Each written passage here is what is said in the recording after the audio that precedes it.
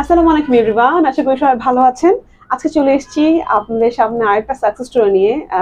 Success story যেটা আসলে আমার না খুব খারাপ লাগছে আজকে সকালে যখন কালকে রাতেই মম আমাকে নক, শুক্রবার ছিল, তারপর আমাকে নক দিছে যে ম্যাম কালকে মানু তো আসবে, ভিডিও করতে হবে। তা আমি বললাম সবচেয়ে বেশি কষ্ট হয় মনে হয় আমার এই ছেলেটা ভিডিও করতে, কারণ সামনে বলে বলছি না, ভিডিওতে না, আমরা অফিসে পুরো অফিস জানে মাইনুল হচ্ছে এমন টাইপের একটা ছেলে, ও নিজে কষ্ট করবে কিন্তু অন্যকে কষ্ট দেয় না।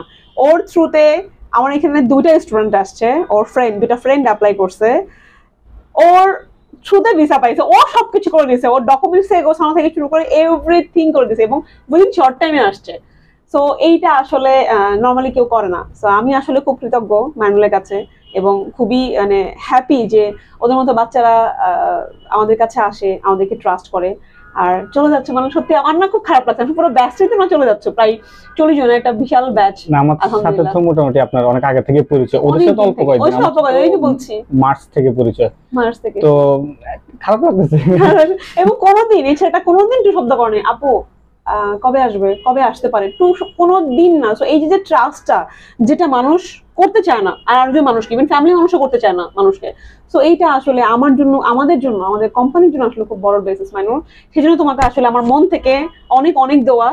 আর তুমি যেমন সবাইকে কিছু বলে সবাইকে বলো হ্যাঁ আপুর কাছে যান, আপুর কাছে যান, এটা আসলে কয়জন করে বাবা। খুব খুব মিস করবো তোমাদের। তোমার ফিলিংস কেমন এখন, কেমন লাগছে বলো? পরশুদিন ফ্লাইট, পরশুদিন তো? হ্যাঁ পরশুদিন রাতে।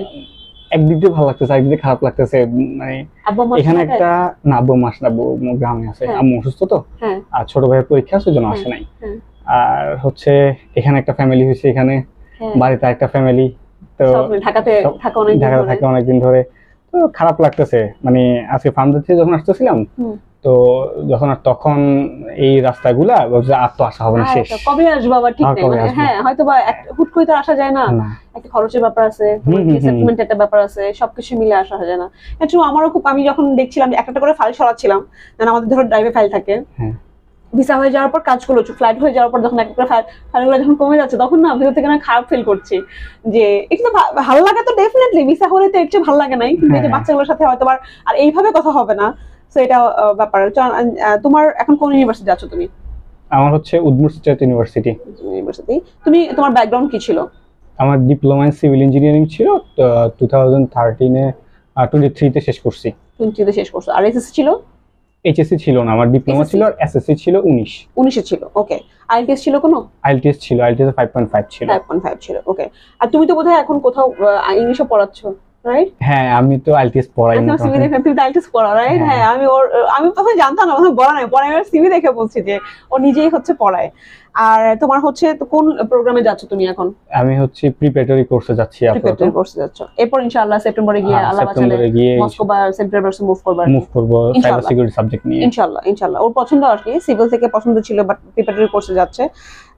তোমার ইন্টারভিউ পেতে কতদিন সময় লেগেছিল? মানে ইন্টারভিউ দিতে এমবাসির যে অবস্থা এখন তো কতদিন লেগেছিল? আগে একটা সময় তো ছিল মোটামুটি একদিন দাঁড়ায় বা 2 দিন দাঁড়ানোর পরে ইন্টারভিউ পেয়ে যেত, কিন্তু এখন তো হচ্ছে মোটামুটি 7-8 দিন দাঁড়াইতে হয়, এরপর হচ্ছে ইন্টারভিউ। 7 দিন মানে 15 দিন? 15 দিন, হ্যাঁ 7 দিন মানে তো হচ্ছে 7 দোকানে 14, 17 2 দিন, হ্যাঁ 15 দিন। সপ্তাহে তো 14 সপ্তাহে 3 দিন অফিস থাকে, 3 দিন হয় অনলি। তো মোটামুটি 15 আধা মাসের মতো তো লাগবে। আধা মাসের মতো না, বেশি লাগছে তোমাদের? আমাদের বেশি লাগছে, হ্যাঁ 25 ডেজ অলমোস্ট। হ্যাঁ তারপরে ব্যাংক স্লিপ জমা নেওয়া নিয়ে আবার 15 দিন ঘুরতে হয় সিরিয়াল নিয়ে। হ্যাঁ আর ইন্টারভিউ তো আগে তো যা ছিল, এখন ইন্টারভিউ তো অনেক ইনকোয়ারি করে, হ্যাঁ। আমাকে কি প্রশ্ন করছিল? আমাকে তো এডুকেশন টাইপের কোশ্চেন কম করছে, কিন্তু আমাকে এক্সট্রা কোশ্চেন বেশি করছে। আমাকে কোন ইউনিভার্সিটিতে যাচ্ছি এটা তো পরে করছে, প্রথমে ইন্ট্রোডাকশন চাইছে, তারপরে আমার ফেভারিট স্পোর্টস কি, আমি বললাম যে ফুটবল। তো আমাকে জিজ্ঞেস করলো যে ফুটবল কেন, ক্রিকেট কেন পছন্দ করো না? তো এইটা আমার কোশ্চেন থেকে আমাকে কোশ্চেন করতেছে, মজা করে রিলেভেন্ট কোশ্চেন করছে। না যিনি ইন্টারভিউ নিয়েছে উনি খুব ফ্রেন্ডলি, কিন্তু উনি খুব ইনকোয়ারি করে, একটা পেজ উল্টাচ্ছে একটা কোশ্চেন করতেছে, একটা পেজ উল্টাচ্ছে একটা কোশ্চেন করতেছে। লাস্টে বলতেছে তোমার ফার্স্টে একবার জিজ্ঞেস করছে ফ্যামিলি ইনকাম কি, লাস্টে যখন ব্যাংক স্টেটমেন্ট চেক করতেছে তখন আবার জিজ্ঞেস করছে ফ্যামিলি ইনকাম কি, মিল রাখার জন্য। হ্যাঁ তো আমাকে বলতো তুমি যে বড় বড় অ্যামাউন্ট আসছে কোত্থেকে আসছে, কেন আসছে কেমন গুলা? তো আমি বললাম যে আমাদের হচ্ছে মোবাইল ব্যাংকিং এর হচ্ছে বিজনেস আছে, তো ওইভাবে হচ্ছে আমাদের টাকাগুলো আসছে। তো উনি বলে যাচ্ছে ঠিক আছে। মোটামুটি 17-18 মিনিট ছিল আমার সাথে ইন্টারভিউ। অনেক কোশ্চেন করছে হ্যাঁ মোটামুটি সব জিজ্ঞেস করছে, প্রত্যেকটা পেজ একটা নিচে একটা কোশ্চেন করছে। বেসিক তো, এমন তো না তোমাকে ডিফিকাল্ট কোশ্চেন করতে, না ডিফিকাল্ট কোশ্চেন না, আনসার করার মতো কোশ্চেন, যদি কোশ্চেন বুঝে আনসার করতে পারবে যে কেউ।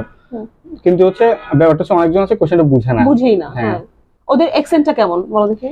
ওদের অ্যাকসেন্ট হচ্ছে আপনার ব্রিটিশ অ্যাকসেন্ট একরকম, তারপরে আমেরিকান একরকম, আমাদের বাংলাদেশি অ্যাকসেন্ট একরকম, কিন্তু ওদের অ্যাকসেন্ট অন্যরকম, একদম আলাদা। কারণ ওরা হচ্ছে রাশিয়ান টাইপ বলে, মানে রাশিয়ান অ্যাকসেন্টটা মিলে ইংলিশ বলে, ইন্ডিয়ানদের মতো। হ্যাঁ, আর ওদের হচ্ছে ওরা বেশি লেন্থলি বলবে না কোশ্চেনটা, আপনাকে 1 ওয়ার্ড বা 2 ওয়ার্ডে কোশ্চেন করবে, শর্টকাট করে, মানে পুরো গ্রামার বলে না, পুরো গ্রামার মানে আমি যেটুকু বুঝছি ওরা পুরো গ্রামারটা বলতে চায় না। হ্যাঁ, 1 ওয়ার্ড 2 ওয়ার্ডের মধ্যে কোশ্চেনটা করে, আর আপনি 1 ওয়ার্ড 2 ওয়ার্ড বুঝেই আনসার দিতে হবে, মানে why this why that why এরকম টাইপের।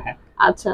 তো আমাকে একটা কোশ্চেন জিজ্ঞেস করছিল, তুমি সিভিল ইঞ্জিনিয়ারিং আগে পড়ছো, এখন কি নিয়ে পড়তে যাচ্ছ? Cyber security. তো বলছে সাইবার সিকিউরিটি কেন, আগেরটা খারাপ কোন দিয়ে? আমরা তো সিভিল ইঞ্জিনিয়ার ভালো পড়াই। আচ্ছা, এটা বলছে। হ্যাঁ, আমি বললাম যে আমার তো আগে বাবা মা জোর করে সিভিল ইঞ্জিনিয়ারিং দিছে, এখন আমি চাচ্ছি সাইবার সিকিউরিটি। সাইবার সিকিউরিটি এখন খুব ডিমান্ডেবল সাবজেক্ট। হ্যাঁ, তো বলছে আচ্ছা ঠিক আছে ফাইন। তো এরপরে কোশ্চেন করছে তুমি কোন ল্যাঙ্গুয়েজে পড়তে চাও? তো আমি এখানে একটু ভুল করছিলাম, আমি বলছিলাম I am quite interested in Russian language. হ্যাঁ, এটা নিয়ে আমরা এই ভালো কথা বলছি, আমি বলছিলাম। হ্যাঁ, তো তখন এরপরে ও পেপার উল্টে বলতো তোমার তো আগে সব পড়ালেখা ইংলিশে, কেন পড়বা? Then I go for English. যেটা হচ্ছে না, আমরা সবাইকে আমরা বলে দিই যে প্রিপারেটরস করার পর আসলে ইংলিশটা পড়া আমাদের জন্য ইজি, রাশিয়ান ল্যাঙ্গুয়েজে পড়া ডিফিকাল্ট। তো ও বেড়ে এসে যখন বলছে যে আপু আমি এটা বলে ফেলছি, আমি মাথা ঘুরে গেছে আমার, কারণ আমি জানি যে ওর ইংলিশ অনেক ভালো, ইংলিশ নিয়ে কোনো প্রবলেম নাই, এই কথায় না হয় ধরা খেয়ে যাই। সত্যি আমার প্রচন্ড ভয় ছিল। মানে মমো যখন আমাকে বলছে, আমি ইচ্ছা মতো অফিসে মোমোর সাথে খুব রাগারাগি করছি, ও কেন বললো, জানার পর ও কেন বললো, বকা দেয়নি ওকে আমি, মানে ভয় লাগছে কেন, এটা যেন না হয় করে দেয়। হ্যাঁ, এটা ভালো হয়েছে, পরের বার হুট করে চেঞ্জ করবেন, দেন আমি গো ফর ইংলিশ। তো আচ্ছা, ওরা আসলে বুঝে উঠতে পারে না, যেটা হয়েছে রাশিয়ান ল্যাঙ্গুয়েজ অনেকেই পড়ে, বাট রাশিয়ান ল্যাঙ্গুয়েজ 6 মাস পরে করা তো খুব ডিফিকাল্ট, এত সহজ না আর কি। তো নতুন যারা যাচ্ছে তাদের জন্য তোমার সাজেশন কি? যেমন সবাই মনে করে যে অ্যাপ্লাই করলে মনে হয় ভিসা, না এরকম ব্যাপার না আসলে। বলো দেখি। এরকম ব্যাপার না আসলে, আগের ব্যাপারটা তো আমি আসলে বলতে পারবো না, আমি যতদিন ছিলাম আগে অ্যাপ্লাই কম ছিল, মানে হ্যাঁ অ্যাপ্লিকেন্ট কম ছিল, তারপরে যারা ছিল ইন্টারভিউ নিয়ে তারাও কম ছিল, কত ইন্টারভিউ ইভেন কম ছিল। হ্যাঁ, শুধু জাস্ট আলেকজান্ডার ছিল আগে, এখন ছিল মাইকেল বোধহয় ছিল আগে। হ্যাঁ, আর এখন মাইকেল আছে, রোমান আছে, আরো 3-4 জন মেয়ে ফিমেলও আছে 2-3 জন, তো 4-5 জন অ্যাম্বাসেডর আছে। তো এখন রাশও আছে খুব বেশি, আর ভিসা রিজেকশনও খুব বেশি। হ্যাঁ, ভিসা রিজেকশনটা অনেক বেশি, এত সিটি তো নাই ওদের। হ্যাঁ, এত সিটিও নাই, আর হচ্ছে ভিসা অ্যাপ্লিকেশনও করতেছে প্রচুর স্টুডেন্টে, প্রচুর। আরটা হচ্ছে আমি দেখলাম আমার সামারিতে মনে হচ্ছে, যেমন ধরো এই তোমরা তো ইন্টারভিউ দিছো, প্র্যাকটিস করছো, অনেক স্টুডেন্ট দেখলাম এমবাসির সামনে স্টুডেন্টই বলছে কোয়ালিফাইড না, অ্যাপ্লাই করছে, একটা ফাইল জমা দিচ্ছে, তারা তো ইন্টারভিউ ভালো করতে পারে, তাদের ভিসা কিভাবে হবে? এটাও কিন্তু একটা ফ্যাক্ট। হ্যাঁ, সো বেসিক্যালি যেটা আসলে মালুম বোঝা যাচ্ছে সেটা হচ্ছে আসলে ইংলিশে ভালো হতে হবে, ইংলিশে তো অবভিয়াসলি ভালো হতে হবে, নাহলে ইন্টারভিউ হচ্ছে আপনাকে জাজমেন্ট করে, যদি ইন্টারভিউ নেই ওই দিন আপনাকে সিলেক্ট করে ভিসা দিবে নাকি দিবে না, তুমি স্লিপ জমা দাও 7 দিন পরে কোনো প্রবলেম নেই, ওই ডিসিশন নেওয়া হয়ে গেছে, ইন্টারভিউ পরে ডিসিশন নেওয়া হয়ে যাবে আপনাকে ভিসা দিবে নাকি দিবে না। রাইট, একদম ট্রু। সো মানে ফ্রেন্ডস কোর্সের জার্নিটা কেমন ছিল? তো মোটামুটি ভালো ছিল, খুব ভালো ছিল। আমি ফার্স্টে ট্রাস্ট করছি, এরপরে আমার ভালো লাগছে, ভালো লাগার পরে আমি আমার দুজন ফ্রেন্ডকে বললাম যে তোমরা আসো, ভালো, আমি যখন ট্রাস্ট করছি তোমরা ট্রাস্ট করো, সমস্যা কি? সবচেয়ে লাকি হচ্ছে আলফাজ। হ্যাঁ, ওটা সবচেয়ে কম সময়ে, মানে উইদিন 1 মান্থে সব হয়ে গেছে। ও হচ্ছে ইউনিভার্সিটির লাস্ট ডেট ছিল, ওই দিন অ্যাপ্লাই করা হয়েছে। হ্যাঁ, সো মানুষ আসলে আমাদেরকে অনেক বেশি রেকমেন্ড করে, সবাইকে বলে। আর আমি আসলে খুব প্লিজ মিসা করে দেখি একটু। মজার কথা হচ্ছে এই ছবির সাথে আমি খুব টেনশনে আছি, ইমিগ্রেশন নিয়ে খুব টেনশনে আছি। ওর এই ছবির সাথে ও হচ্ছে এরকম করে ছবি তুলে